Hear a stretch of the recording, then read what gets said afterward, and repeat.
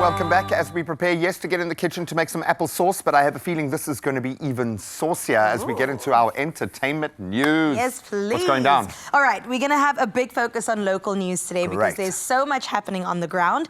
I have to talk about one of my favorite designers, and it's so great that it's also one of Naomi Campbell's favorite designers in South Africa. Now, his name is Thebe Magugu, and that is also the name of his label. It was founded almost 10 years ago now, in 2016, and this guy is just a superstar in and of himself. So if we throw it back to 2022, Naomi Campbell being one of the OG supermodels that ever were, right? One of the first black supermodels on Vogue France and on Time magazine. And probably still the most current of the OG to this day. Yeah, it's so crazy. So 2022, she was on the cover of Vogue Arabia, and she was rocking a Thebe Magugu outfit. And from that moment on, she has just said that this guy is one of my favorite designers, and gave him a shout out saying this is what the future of fashion and African fashion looks like. And we just said yes. So I don't know if you also know, but last year Thebe Magugu took it a step further and said this is not just about fashion. He created the Magugu House.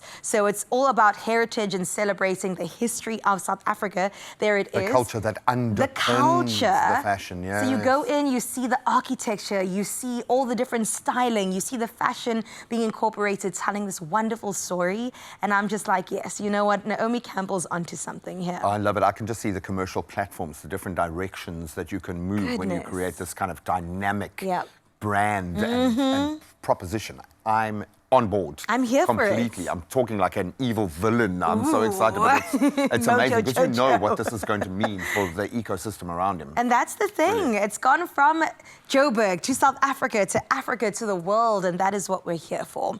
Yeah. In other local news, Deleuze, the last time we spoke about him, unfortunately last year, he had suffered a stroke, and his family just kind of put it out there to say, you know, please send him prayers and keep him in your thoughts as well. And now he's made the decision to actually move over to the US to be with his mom and recover with their state-of-the-art the resources that are available, and that makes a lot of sense. Exactly. We want Deleuze back and at good health at that too. At least he's got the option, and he has some kind of choice in this space, because I would imagine his life has felt like he has had very few choices or input in terms of what's been happening to him. It must be terrifying to lose your body or that connection with your body to that degree, especially when you've lived in it as a performer. And he's so young. I know. My goodness. So he's out in Washington, D.C. as well. Strength. Brother, strength. Yeah, we're sending you so much love, my goodness. And he said, you know, the mother's touch is really what it's about, and we hope that that will bring him to full health. We need more music, Deleuze,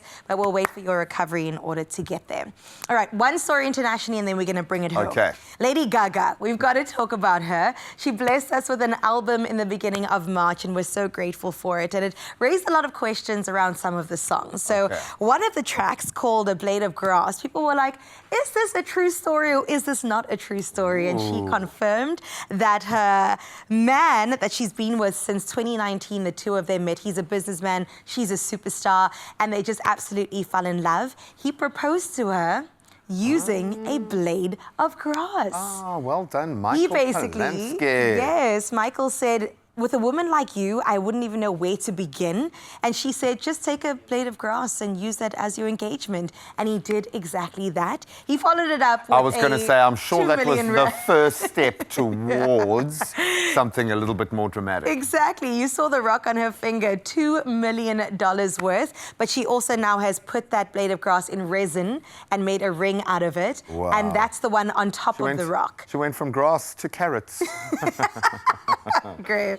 That's hilarious. Look at that. But good on them, and she's created this beautiful ballad of a song. It won't even like stay up on her finger. It's like falling down because it's so heavy. That's crazy. And she's so deserving. I feel like we've been with her on her journey of ups and downs and romances and non-romances. And now on Mayhem, her album, we get to experience the story. It's really beautiful.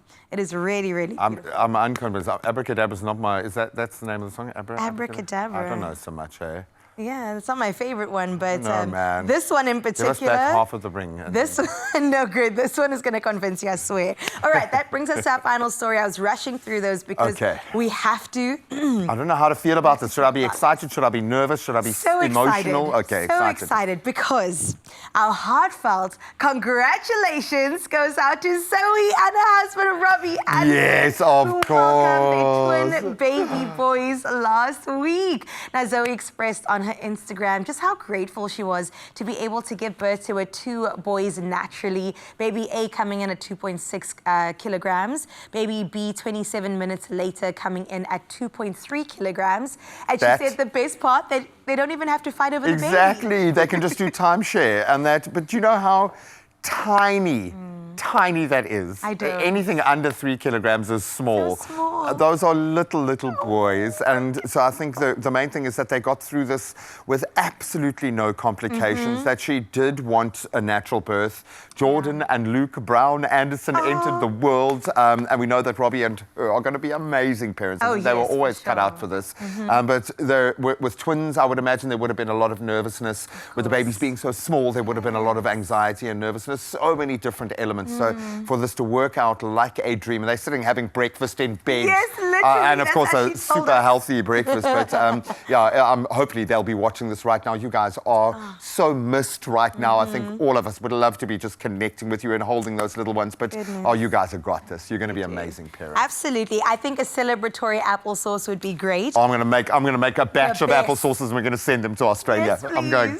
Okay, great. You go ahead and do that. Congrats again, Zoe. The Andersons have grown. I can't believe it. And if you want to catch up with them, they've posted a couple of details on their social media. Check out Zoe Brown's socials and you'll see the babies and just how well they look after the birth of the 2 boys. Congratulations to them once again from your Expresso family. And you know what? This applesauce, Zoe, is just for you.